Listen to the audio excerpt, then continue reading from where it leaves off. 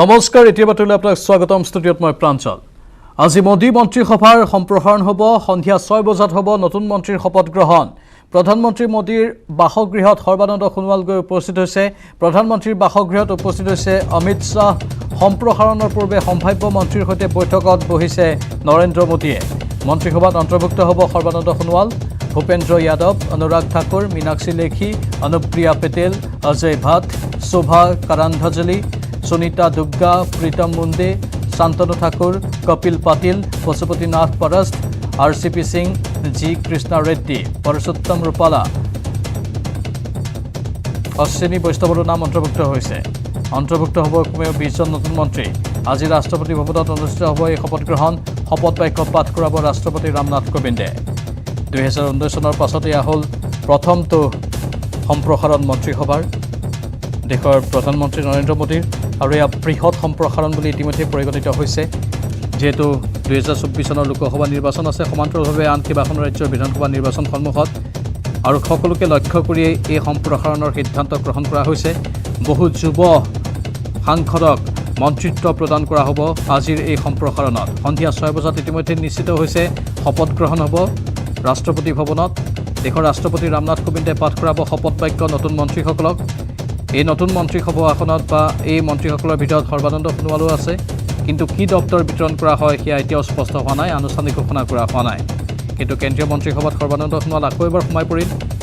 তেওঁ কি দপ্তৰ দিয়া হয় সেয়াও হ'ব লক্ষণীয় কাৰণ অসমৰ প্ৰাক্তন মুখ্যমন্ত্ৰী হয় সৰ্বানন্দ সোণোৱাল তেওঁৰ বাবে কেনেধৰণে চিন্তা চৰ্চা কৰা হৈছে কি দপ্তৰ তেওঁক দিয়া হ'ব কেনেধৰণে আগবঢ়াই লৈ যোৱা হ'ব প্ৰতিটো দিশে অত্যন্ত গুৰুত্বপূৰ্ণ হিচাপে বিবেচিত হৈছে কিন্তু আমি ইতিমধ্যে কৈছোঁ সময় নিৰ্ধাৰণ হৈ গৈছে আজি সন্ধিয়া 6 বজাত হ'ব এই শপত গ্ৰহণ অনুষ্ঠান নতুন মন্ত্ৰীৰ প্ৰধানমন্ত্ৰী মোদীৰ বাসগৃহত ইতিমধ্যেই নতুন মন্ত্ৰীসকল উপস্থিত হৈছে লগতে সৰ্বানন্দ সোণোৱালো তাত উপস্থিত আছে ইফালে কেন্দ্ৰীয় গৃহমন্ত্ৰী অমিত শাহো উপস্থিত হৈছে প্ৰধানমন্ত্ৰী বাসভৱনত সম্প্ৰসাৰণৰ পূৰ্বে সম্ভাৱ্য মন্ত্ৰীৰ সৈতে বৈঠকত বহিছে নৰেন্দ্ৰ মোদীয়ে আৰু বহুকেইটা বিষয় আলোচনা কৰি আছে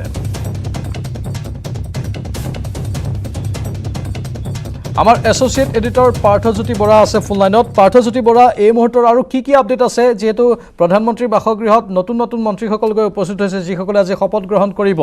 আৰু কি তথ্য আছে আপোনাৰ লগত প্ৰাঞ্জল ইতিমধ্যে আপুনি মন্ত্ৰী নতুনকৈ যি মন্ত্ৰী হ'ব বা মন্ত্ৰীসকলৰ সম্ভাৱ্য তালিকা ইতিমধ্যে উচ্চাৰণ কৰিছে সেইসকলৰ নাম আপুনি উল্লেখ কৰিছে এই সম্ভাৱ্য সকলো মন্ত্ৰী ইতিমধ্যে প্ৰধানমন্ত্ৰীৰ বাসগৃহত উপস্থিত হৈছেগৈ আৰু বৰ্তমান তেওঁলোকৰ সৈতে প্ৰধানমন্ত্ৰী নৰেন্দ্ৰ মোদী এক বৈঠকত মিলিত হৈছে আৰু প্ৰধানমন্ত্ৰীৰ বাসগৃহত সমান্তৰালকৈ উপস্থিত আছে কেন্দ্ৰীয় গৃহমন্ত্ৰী অমিত শ্বাহ ৰাষ্ট্ৰীয় সভাপতি জে.পি. নাড্ডা আৰু অন্যান্য বিজেপিৰ উচ্চস্তৰীয় নেতাসকল অসমৰ প্ৰাক্তন মুখ্যমন্ত্ৰী সৰ্বানন্দ সোণোৱালো উপস্থিত হৈছেগৈ তেওঁ হৈ পৰিছে তেওঁ মন্ত্ৰিত্ব লাভ কৰাটো কিন্তু কি এতিয়া ডাঙৰ প্ৰশ্নটো হৈছে তেওঁ কি দপ্তৰ লাভ কৰে আৰু এটা কথা চৰ্চালৈ আহিছে সেইটো হৈছে এইবাৰ যুৱ নেতাসকলক যুৱ সাংসদসকলক মন্ত্ৰিত্ব প্ৰদান কৰা হ'ব বা গুৰু দায়িত্ব তেওঁলোকক প্ৰদান কৰা হ'ব বা গুৰুত্বপূৰ্ণ দপ্তৰ তেওঁলোকক দিয়া হ'ব কিন্তু উল্লেখযোগ্য কথাটো হৈছে সকলোতকৈ কনিষ্ঠ গৰাকী হৈছে বয়সৰ হিচাপৰ পৰা অনুপ্ৰিয়া পেটেল আৰু অনুপ্ৰিয়া পেটেলৰ বয়স হৈছে 40 বছৰ অসমৰ প্ৰাক্তন মুখ্যমন্ত্ৰী সৰ্বানন্দ সোণোৱালৰ বয়স 59 বছৰ গতিকে তাৰ পৰা চাবলৈ গ'লে মন্ত্ৰী মণ্ডলখন কিমান যুৱ নেতাৰে যুৱ সাংসদৰে ভৰি পৰিব সেয়া লক্ষণীয় হ'ব বা ৰাজনৈতিকভাৱে যুৱ শব্দটোৰ সংজ্ঞা কি সেয়া অন্য এটা বিষয় হৈ পৰিব কিন্তু এটা কথা ঠিক 2019 চনৰ পিছত প্ৰধানমন্ত্ৰী নৰেন্দ্ৰ মোদীৰ এইটো প্ৰথমটো সম্প্ৰসাৰণ বৰ্তমান মোদীৰ কেবিনেটত 53 জন মন্ত্ৰী কৰ্মৰত হৈ আছে 81 জন মন্ত্ৰী মোদীয়ে ল'ব পাৰে মন্ত্ৰিত্বৰ দায়িত্ব প্ৰদান কৰিব পাৰে গতিকে বহুকেইটা প্ৰায় 20ৰো অধিক আসন খালী আছিল মন্ত্ৰিত্বৰ পদ খালী আছিলে আজি প্ৰায় 17ৰ পৰা 20 জন নতুন মন্ত্ৰী সংযোজন হ'ব মোদীৰ কেবিনেটত ইতিমধ্যে আপুনি উল্লেখ কৰিছে অনাগত সময়ত যিসমূহ ৰাজ্যৰ নিৰ্বাচন আছে সেইসমূহ ৰাজ্যলৈ দৃষ্টি ৰাখি এই তালিকা প্ৰস্তুত কৰা হৈছে যাতে সেইসমূহ ৰাজ্যৰ নিৰ্বাচনত কিছু ৰাজনৈতিক মুনাফা আজি পদক্ষেপেৰে উঠাব পৰা যায় ডাঙৰ প্ৰশ্নটো হৈছে সৰ্বানন্দ সোণোৱালে কি বিভাগ পাব যদিহে সৰ্বানন্দ সোণোৱালে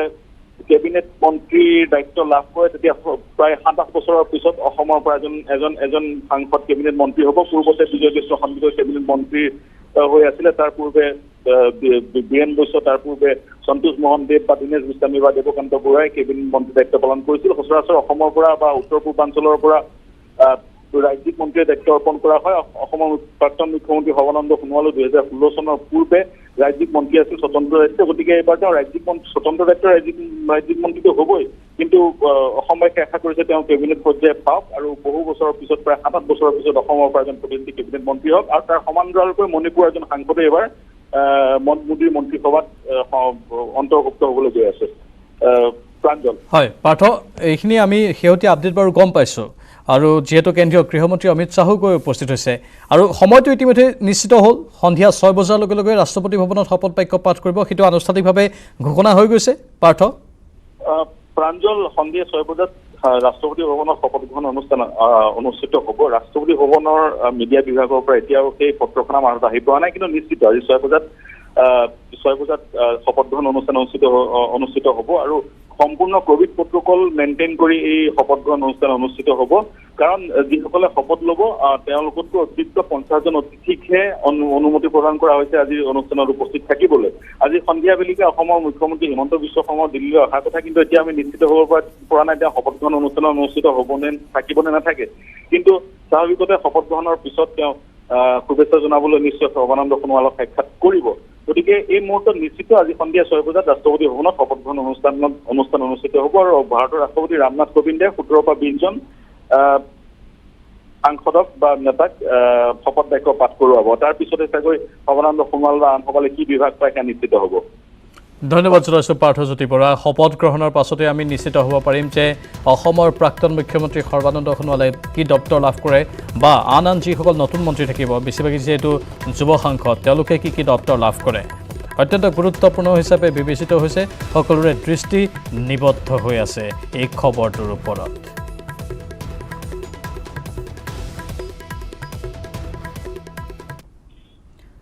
নেটৱৰ্ক 18 ফেডাৰেল বেংকৰ সঞ্জীৱনীকাৰী কোভিডৰ কবলত পৰা দেশৰ সকলো জিলা ভ্ৰমি পৰিছে।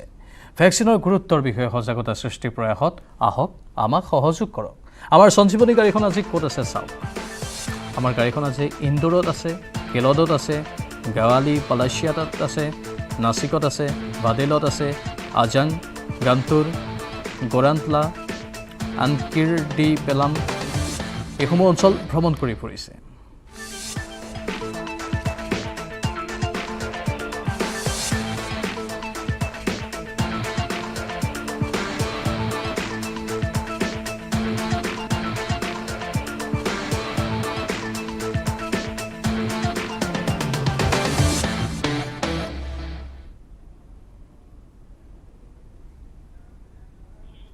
অসম আৰক্ষীৰ আধুনিকীকৰণৰ ফুপুলা স্বৰূপ গৃহ বিভাগৰ দায়িত্বত থকা মুখ্যমন্ত্ৰী হিমন্ত বিশ্ব শৰ্মাই আধুনিকীকৰণ প্ৰক্ৰিয়াৰে অসম আৰক্ষীক অধিক গতিশীল কৰি তোলা হ'ব বুলি ঘোষণা কৰিছে। ইয়াৰ বিপৰীতে মৰিয়নি সমষ্টিৰ চেলেংহাট আৰক্ষী চকীটো প্ৰয়োজনীয় সা সুবিধাৰ অভাৱত সম্প্ৰতি ঢাল তৰোৱালবিহীন নিধিৰাম চৰ্দাৰত পৰিণত হৈছে। বৈশাহাবী চাহ বাগিচাৰ এটা জৰাজীৰ্ণ অস্থায়ী আৱাসগৃহত চলি আহিছে চেলেংহাট আৰক্ষী চকীটো।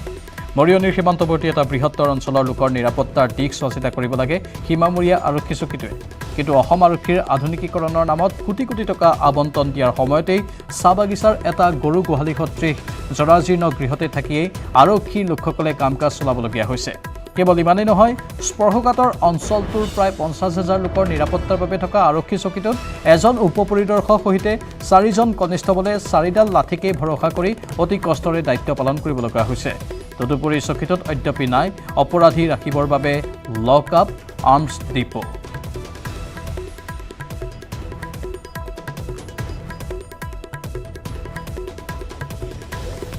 মিটিং বা অনুষ্ঠান বা যিকোনো কাৰ্যসূচী আৰম্ভ হ'ব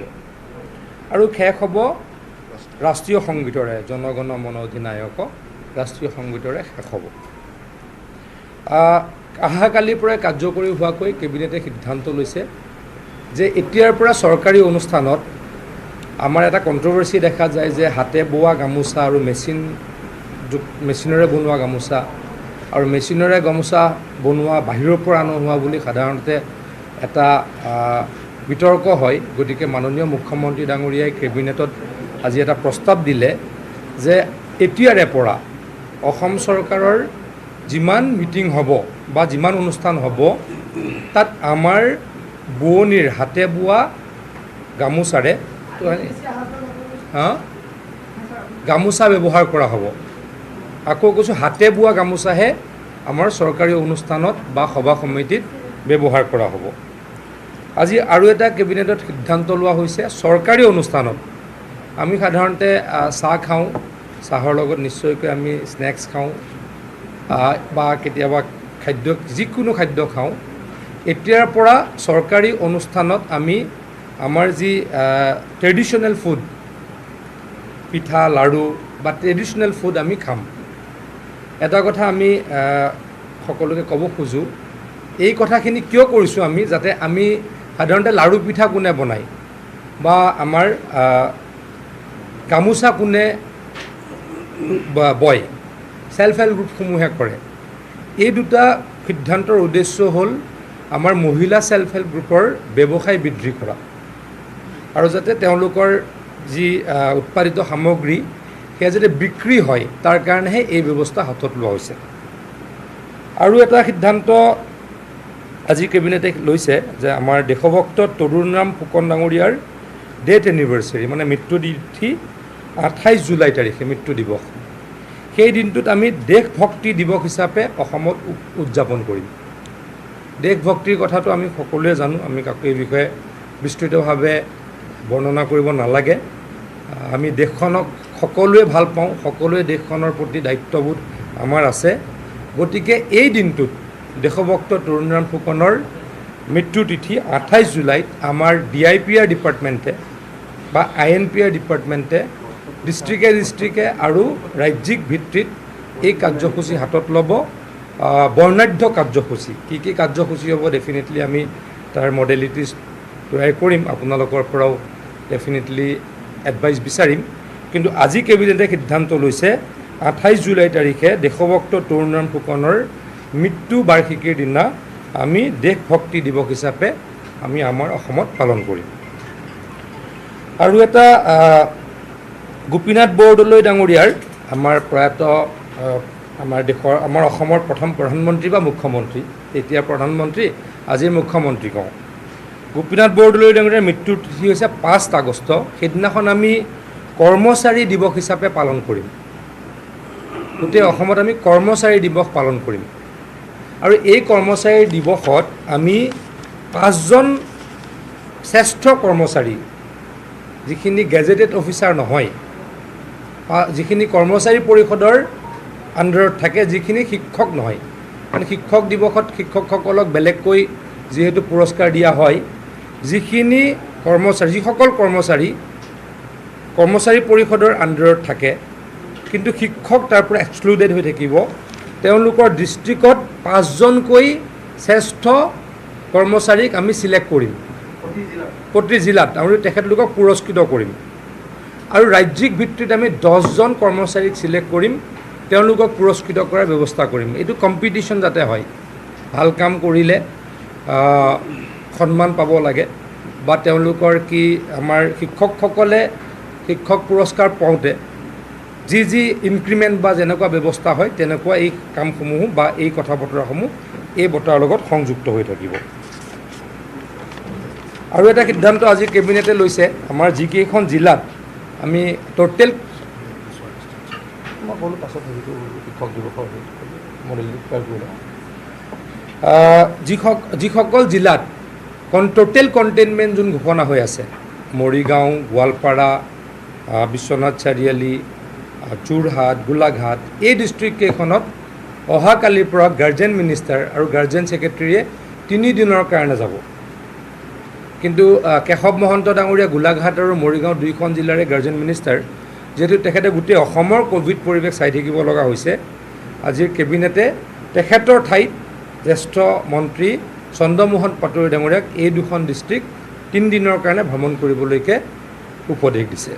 মূলতঃ আজিৰ কথা এইখিনি। এটা সিদ্ধান্ত ৰণোজ পেগু ডাঙৰীয়াই ক'ব আৰু এটা ঘোষণা, একচুৱেলি ক্লিয়াৰিফিকেশ্যন বিমল বৰা ডাঙৰীয়াই ক'ব। আৰু কেইটামান সিদ্ধান্ত আছে, আপোনালোকে নুসুধিব। অহাকালি মই আকৌ কৈছোঁ, অহাকালি ৰণোজ পেগু ডাঙৰীয়া আৰু কেশৱ মহন্ত ডাঙৰীয়াই আপোনালোকৰ আগত ব্ৰিফ কৰিব। এতিয়া আমাৰ ৰণোজ পেগু ডাঙৰীয়াই তেখেতৰ যিটো ডিপাৰ্টমেণ্ট ৰিলেটেড ব্ৰিফিং আছে তেখেতে কৰিব।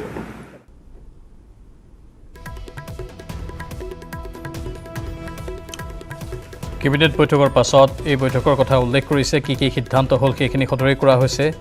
মন্ত্ৰী পীযুষ হাজৰিকা ৰণোজ পেগু তেওঁলোক আছে আৰু সংবাদমেল সম্বোধন কৰিছে বহুকেইটা গুৰুত্বপূৰ্ণ সিদ্ধান্তও লোৱা হৈছে কিছু সিদ্ধান্তৰ কথা আজি সদৰি কৰা হৈছে কিছু সিদ্ধান্তৰ কথা কাইলৈও সদৰি কৰা হ'ব লগতে চৰকাৰী অনুষ্ঠানসমূহত হাতে বোৱা গামোচা ব্যৱহাৰৰ কথা উল্লেখ কৰা হৈছে লগতে যিসমূহ অসমৰ থলুৱা খাদ্য যিসমূহ হাতে বনোৱা হয় বা